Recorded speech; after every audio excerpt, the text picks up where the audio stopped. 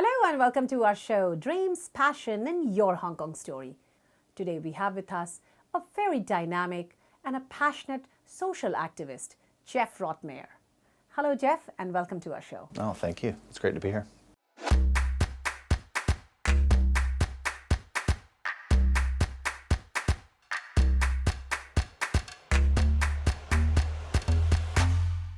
Jeff is the founder of Impact Hong Kong and Love 21. Impact Hong Kong serves the need of homeless in Hong Kong, and Love 21 takes care of people suffering from Down syndrome and autism. So Jeff, tell us, how long have you been in Hong Kong now? I've lived here for about 14 and a half years. I came here as a school teacher. Oh. And yeah, I spent my first 13 years of which working in a public primary school, teaching English. And then from there, starting a different movement and working with the homeless community at the same time. Tell us some of the initiatives that Impact Hong Kong does. Like, what have you done for the homeless? I see we have, the building, and I see a lot of homeless people sitting in your office. How did all this start? It just started with the ambition of just going into a park to feed people, and it became popular, which gave me the ability to expand and go from, once a month to twice a month, and then expand again 4 times and 8 times, and then, soon every single day. And when you're doing something every single day, you get better at it. You learn. So when you say it got popular, you mean more and more people joined you? That's right. Yeah, we had, I think one evening we had like 45 people in a park. Well, you don't need 45 people in a park, so you wanted to kind of spread that out, stretch it out, and it went from So what did you do? You actually delivered meal to the homeless people? Yeah, that's right. We just went into a park and served food. There's this one park in 𝐶𝐴𝑚-𝐸 which has roughly about 100 homeless people in one single park. It's quite a scene, quite shocking. I'd never seen anything like it, and yeah, that's what it all started from.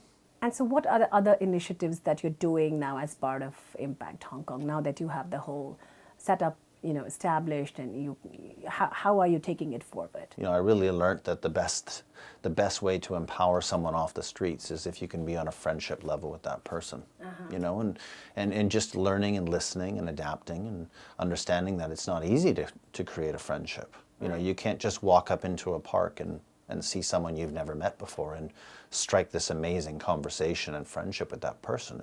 It just doesn't work like that. So understanding that it takes more of a constant,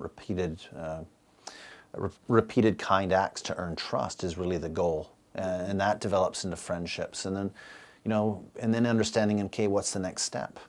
These individuals, you can't just take them after you've helped them and then say, okay, go be alone again.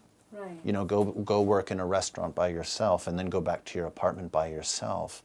Because we learned that the greatest cause of homelessness in Hong Kong is a lack of connection. It's a lack of family and love and friendship. And it's that isolation that when you're isolated like that and you have a fall down, well, you could become homeless. See, you and I, we couldn't become homeless tomorrow. Because if we lose our jobs or whatever, we have people in our lives that love us, who we love, and we have that connection.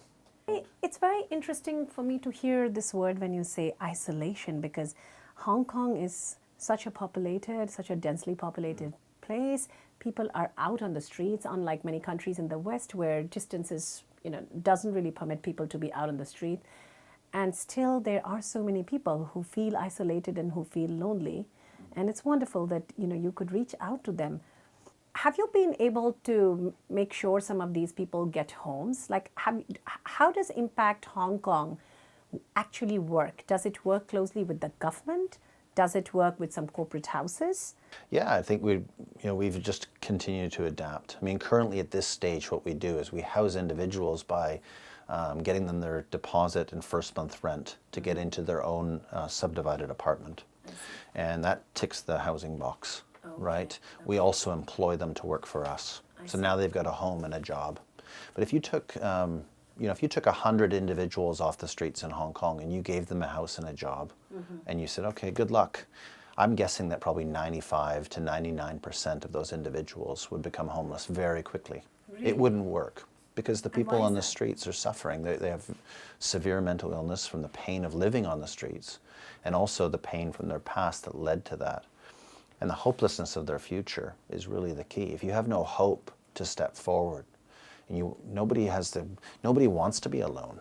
Nobody wants that as their goal. And so when we employ people and we house them, we really fill them up with as much, fun and opportunity for connection as possible. So counseling once a week, mentorship once a week, sport every day, art every day. We're going hiking on Thursday. We're going to go on a camping trip soon. We're a family. And that's why when we house people and employ them, and this process works. We've now housed, almost 100 people in the last 2 years. In 2019, we housed a person and a half off the streets every single week. We're getting incredible success. And I think, very importantly, we're at about over a 90% success rate on the individuals we get off the streets. They stay off the streets. And the reason that works is because they're in our family. We eat together, we play together, we laugh together. We are genuinely friends for life. With other charities, and the stats are in Hong Kong that the average return rate by the homeless is 4.4 times per individual, where they go from being homeless to not, back and forth. And we see homeless individuals dying every single day in Hong Kong. This is a fact. So what we're doing is we're actually able, as a charity, we're able to take people on the streets who are really dying, and we're able to actually pick them up and empower them with love and friendship and kindness. And we're able to give them opportunities to find happiness, and most importantly, I think, hope for their future. So in the span of time that you have been coming across all these homeless people, what has been one of the root cause of homelessness that you have felt? Is it lack of house? Is it lack of family? And what is the age group mostly that are suffering from this? Well, the average age is 58 in Hong Kong. So most of them are seniors, about 95% male, for a multitude of reasons. But yeah, no, I think that there's only one common aspect out there. Everybody we meet out there is pretty much alone. They are alone. They don't have that family connection. And I'm not blaming their families. I'm not blaming anyone. I just know that they are alone. And they're seeking connection. They're seeking friendship.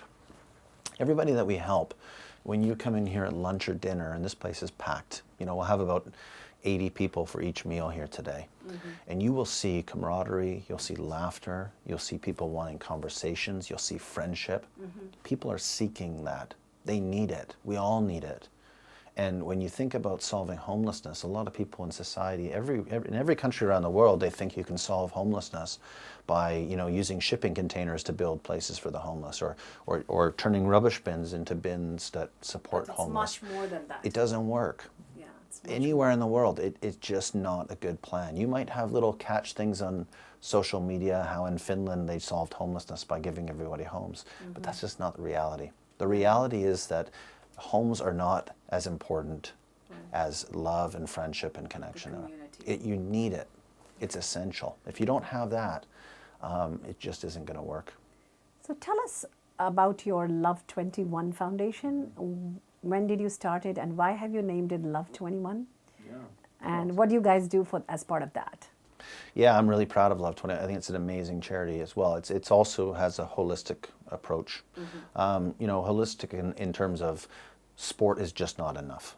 The reason I started Love 21 is because basically the life expectancy of people with Down syndrome in Hong Kong is really low, much lower than it needs to be.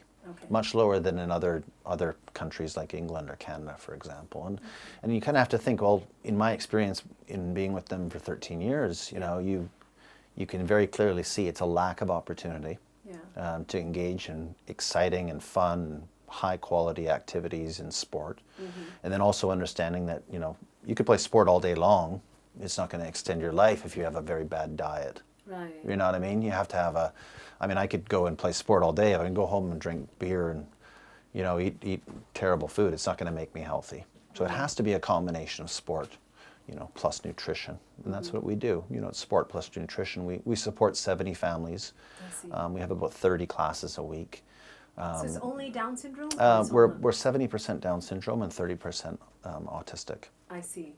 And, the name Love 21 is the 21st chromosome, which is responsible for the genetic disorder known as Down syndrome. And it's a great name. I came up with the name. It was like 4 in the morning. I woke up and I was like, yes, that's it. We got to have this name. I was just thinking about it. I'm like, why Love 21? I'm going to ask Jeff this question. Because most people don't know. And, you know, what I find with Down syndrome especially is that, you know, the greatest limitations are put on the Down syndrome community by people that know nothing about them. Yeah. People, when they see people with Down syndrome, you know, maybe not you and I, but, you know, people in society, when they even see someone with Down syndrome, their first thought when they see that person is about that person's disability. Yeah. They see that individual and they think that person cannot do this, that person cannot do that. And Yes. it's messed up. I mean, in society, we need to embrace differences. Why would you want to live anywhere where everybody's the same? You know, and this community is full of incredible ability. An ability to bring the best out of people, and how important is that in today's day and age? And the Down syndrome community changed my life. This is an amazing community. So really, I think it's just bringing awareness to society about how special they are. It's very important. So our holistic program, right? We've got the sport, right, and then you've got the nutrition, and then, you know, eating healthy is unfortunately expensive. Yes. Right, so we have a program that the more that our parents and families participate in classes, they get points. So if they attend a football class, they get 10 points. If they go hiking, they get 25 points. I see. And then they use those points to get free food. So we've got healthy grains, healthy snacks, organic vegetables. The more that they participate, the more free food they get. That ticks that financial box, right? We've got cooking workshops. When you say the more they participate, you mean the people who are our beneficiaries. our beneficiaries. Yeah, Okay. our families, Okay. right? So, yeah, 70 families that work with us. And, you know, we've got cooking workshops, nutritional workshops. But I think another part of the holistic approach that is so unique about Love 21 is that we have families participating in many of the classes. And actually, we even have some classes that are for parents only, which, you know, to me makes perfect sense, but I've never seen it done before. Right. You know, at the end of the day, the child's going to spend the most time with that parent. Yes. And that parent has a really difficult job. It's not easy. Right. It's not an easy, you know, job to be a parent of any child. And sometimes with Down syndrome and autism, it's even more challenging. And, you know, if we can make those parents feel more supported and cared for and more refreshed, you know, having a parents-only class, it just further enhances our ability as a charity to, you know, provide that support and better that child's life. So I'm really proud of that type of holistic approach. Love 21, volunteer-wise, we've got great dedicated volunteers who are really special people. They lead classes every week. They join classes, assist classes, and help in any way they can. And this is general public? Yeah, and Impact HK, you know, we're a huge charity that grew through volunteers. And this year in 2020, we'll have probably 5,000 volunteers this year. So it's a really amazing, yeah, it's just been an amazing movement. I feel quite blessed to have had the opportunity to be a part of this and meet such amazing people. You're from Canada, you lived in Korea, then you moved to Hong Kong. You worked as a teacher here, and then you got into, you know, this amazing social activism, I would call it. Like, it's, you know, you're really a game changer on the social front for Hong Kong.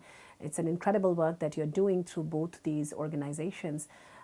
Tell us what role did Hong Kong play when you decided to, you know, start these charities? Did you get enough support from, you know, the government, from the people?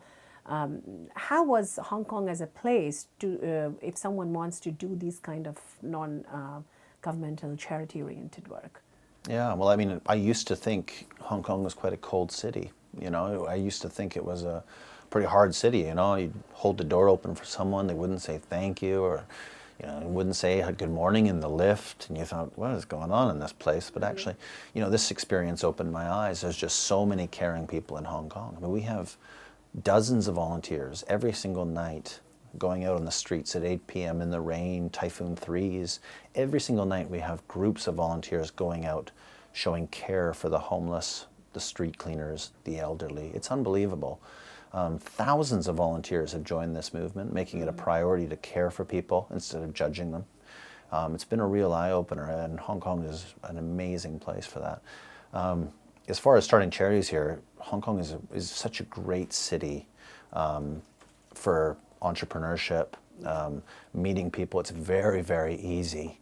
It's such a connected city, and because so many people care and want to help, for us it's been unbelievable.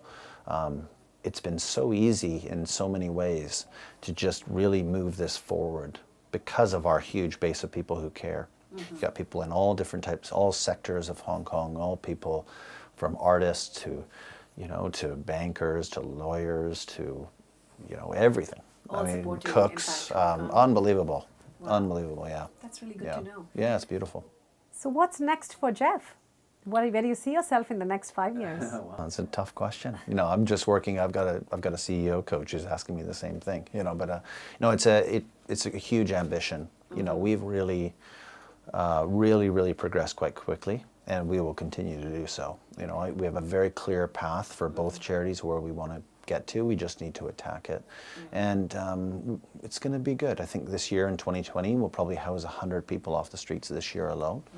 Wow. And with Love 21, we want to keep pushing, going more into getting as young as possible, starting our programs at birth, really trying to extend life, give people a real opportunity to reach their full potential. I think the key in the next 5 years is really just in being very open to learning and adapting. I think that's a key in this, the amount that we change every day. We're changing all the time, and I think that's really been one of our greatest strengths, is our fluidity to just keep changing and adapting. Very nice. So are you ready for a rapid fire question? I think so, yeah. That's getting to know Jeff's Hong Kong story in a little more fun way. All right. Your favorite casual and formal dining place in Hong Kong? Oh, it's an easy question for me. 𝐷𝑖𝐵𝑖𝐷. Okay. Love going to 𝐷𝑖𝐵𝐷s. Your favorite cultural activity of Hong Kong? I love giving the lacy out. Oh, the Chinese I New love Year? that concept of showing kindness and offering, in my opinion, gratitude to people, by giving them some kindness. So it's something we extend. Our charity, we extend it, and we make sure that we focus on also giving it to all the street cleaners as well. But I like that giving aspect. Okay. And I love the Flag Day concept of donating to charity so freely. Oh. And seeing that with What's that? Flag Day is when basically on Saturdays and Sundays you have charity organizations that have groups of people out with bags collecting coins, and then they put a sticker on you for donating. And your favorite way to hang out with friends and family in Hong Kong? That's Any my hobby oasis. that you pursue? I used to be a football player, soccer. Golf is my sport now. I see. Tennis is my sport now. Where do you play golf here? I don't. I don't. Once in a while I'll get away on a holiday and do a little bit of golf. Yeah, I wish I could golf more. Okay. But yeah, that's a sport I'm looking forward to do more of. What are you most proud of as a Hong Konger? As a Hong Konger, I'm proud of the city. I'm proud of the people that I've gotten to know. I think I meet people who are inspiring every day. Every day I'm just surrounded by people who are full of love and kindness, and who are really prioritizing that in their lives. So it's really something I'm just very grateful for. Huge, huge gratefulness for this city, and also for the people that I meet every day. Well, thank you so much, Jeff, for being Thank with you. us. No, I appreciate it. And we wish you all the best in all your future endeavors. No, you as well. Thank you. Stay tuned for our next episode on Dreams, Passion, and Your Hong Kong Story, where we bring you yet another fascinating story from this wonderful land, Hong Kong.